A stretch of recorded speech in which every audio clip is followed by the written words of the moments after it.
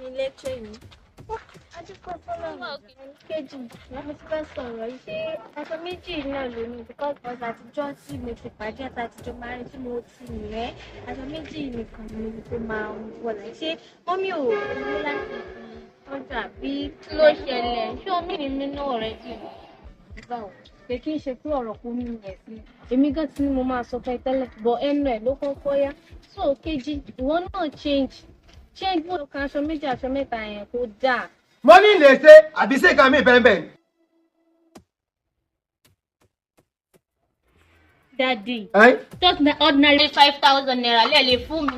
Ordinary 5,000 naira ṣé kí lọ jalè ní james jọ ṣé bó ní tágbẹ́ ní kí ló tó lè máa fi ṣe ìkàtàgbẹ́ ṣe tó fi rówó àti ẹgbẹ́ rẹ mélòó o mọ iye ẹgbẹ́ rẹ tó wà ní iléèwé tí wọ́n sì fi kíní ìṣiṣẹ́ tó fi rówó àbórí ẹja máa gbá etí ẹ̀. Is it how to dress?